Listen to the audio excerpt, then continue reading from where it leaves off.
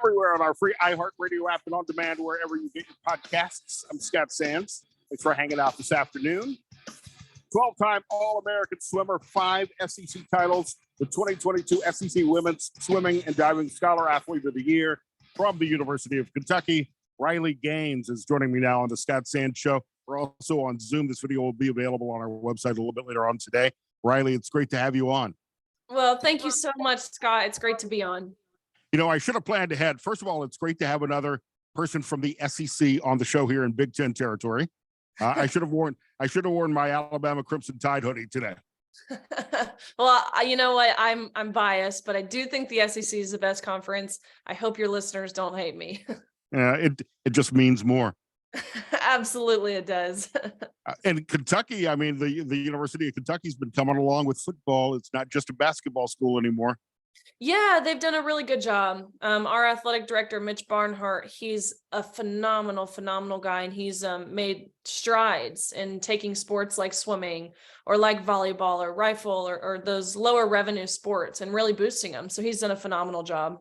And I think it's important, and this is just a general conversation about college athletics. I think it's important for the entire experience of going to a school like the University of Kentucky or the University of Toledo to participate both in the athletics as a fan or as a scholar athlete is an important part of the entire overall experience. No doubt about that. And truthfully, at the University of Kentucky, I had the greatest experience, whether that be in athletics and academics and my community service. I had a phenomenal, well-rounded experience as a student athlete. You were just here in Toledo at the University of Toledo to speak. How were you received on campus at UT? Hopefully much better than you were in San Francisco. It was much better. The room was full. The line to get in this building was, I mean, we couldn't even start on time because people were filtering in. It was phenomenal. I met so many amazing people, people who acknowledge truth, acknowledge common sense, and are so willing and ready to get involved in doing everything they can to help combat what is being pushed specifically by the left and by the Biden administration. And so just really phenomenal. I will say there were some protesters, but these were an interesting group of protesters because they wanted to show up in their swimsuits, which I honestly think is hilarious. You gotta give them credit where it's due. That's pretty good. That's unique. And you weren't punched as far as I know. That is true. I was not. So it's not. What's your message when you're going around right now and you're being asked to speak a lot? I know you've got a busy schedule. What's the message you're trying to get across? And for people who aren't familiar with your story, I know you were just on with our buddy Joe Pags a few nights ago. We'll remind everybody about your story. But what's the message you're trying to spread around the country right now? The message that I'm sharing is pretty simple. I talk for probably 45 minutes and then answer questions, all kinds of questions. But my story, I highlight what it takes to be an elite female athlete at the collegiate level, competing with the fastest in the world, because it's a lifelong journey. And I think a lot of people don't realize the amount of time and sacrifices and dedication that it takes to compete at that level. I highlight my experience competing against a male at our national championships, which is the pinnacle of all swim meets. I highlight what the locker room scene looked like. I highlight the silencing and the suppression of voices that administrations and universities across the country, how they're trying to silence their student athletes and their coaches and their administrators and the parents.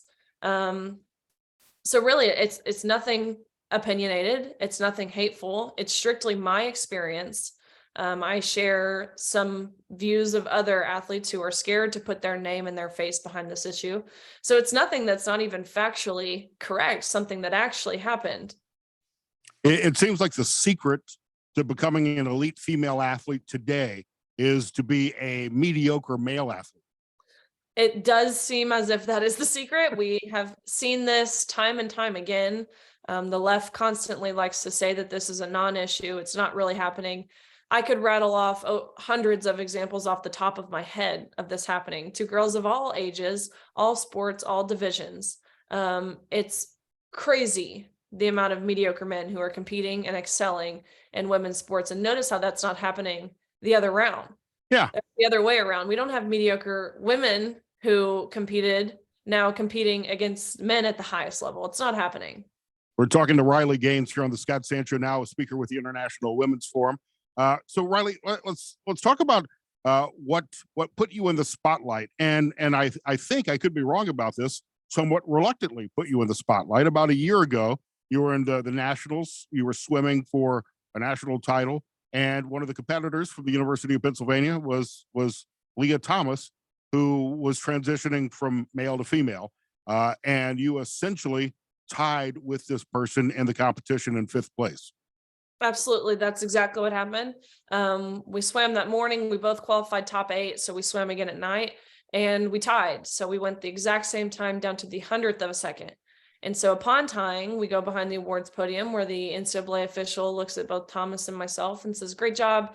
You guys tied, but we only have one trophy. And so this trophy goes to Leah." And so I, of course, question this and I say, "Okay, I understand there's one trophy. I understand you don't account for ties, but why are you giving this trophy to Leah? Why is this something you're adamant about?" And he said, "Well, we have to give the trophy to Leah for photos. You can pose with this one, but you'll give it back and you go home empty-handed and Leah takes the trophy home." Yeah, I don't know what the other resolution would be even if you had tied with another woman.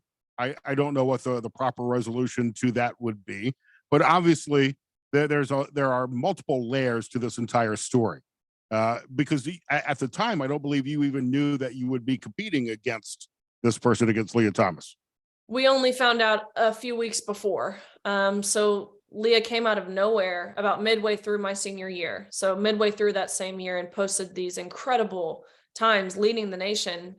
Lots of red flags. I had no idea who this person was. They were a senior. They were leading the nation by multiple seconds, which in swimming is a lot, in multiple different events. And again, I had never heard of this person.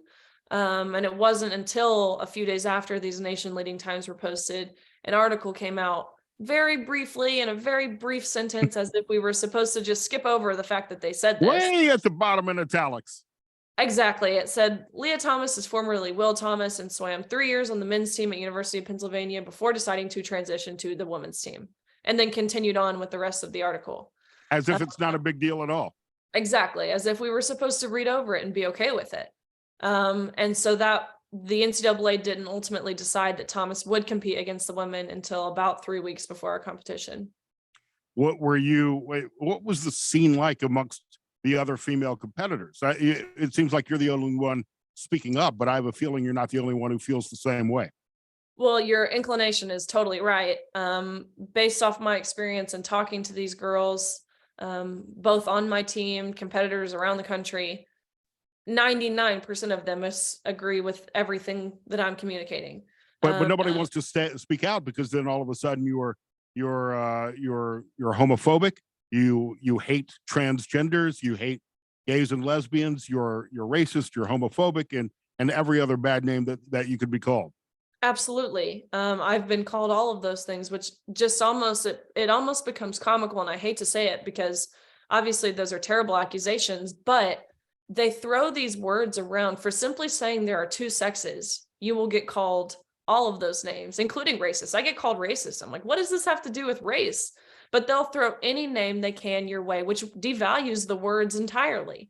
And so, but you're exactly right. These girls, they're intimidated, they're scared. They see what happens to me when I go to San Francisco. Their universities are silencing them, making them feel like they're wrong for feeling uncomfortable in the locker room. So they don't feel comfortable using their voice and their name behind this issue. And so when I'm speaking, it's not just, I'm not just speaking for myself. I'm speaking for so many. I'm speaking for the future generation of female athletes who don't yet have a voice, or who don't yet understand the implications of what this means for their opportunities in sports. You know, the entire concept of this debate around sports I find interesting, because in general circumstances, I would consider myself to be an ally of the LGBTQ plus community. I'm in favor of and advocated for same-sex marriage, same-sex adoptions. I have no problem with any of that. But when you're looking at sports, you're talking about a competitive spirit that gives another person an unfair advantage over other women competing for that same sport. Absolutely. And that's my entire argument is that it's not fair, it's not safe in sports that require physical contact, and it's a violation of our privacy in the locker rooms. This is not, I mean, you have people, again, we just saw it last week at the US House of Representatives, where every single Democrat, and I hate that this has become something that is partisan. I mean, yeah, it's a wedge issue now. Absolutely. And I hate that it is, because sports should never be political. It was inevitable that it would get to this point. But every single Democrat comes back with arguments such as, this is bullying. This bill is anti-trans. This bill would require invasive medical examinations to prove a child's gender, which is all a lie. It's all a lie. This is not anti-trans. It's pro-fairness. It's pro-safety for everyone.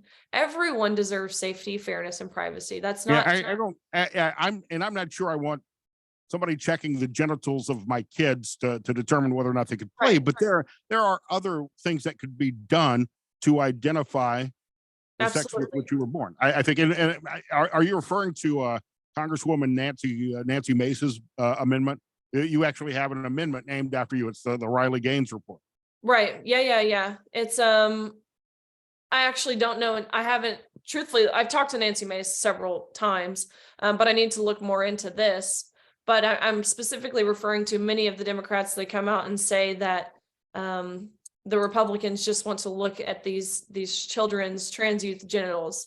You can refer back to birth certificates. You can do cheek swabs. You can have physical or routine physical examinations that any middle school, collegiate, high school athlete would have to compete. This is not something where we want to check the genitals of children.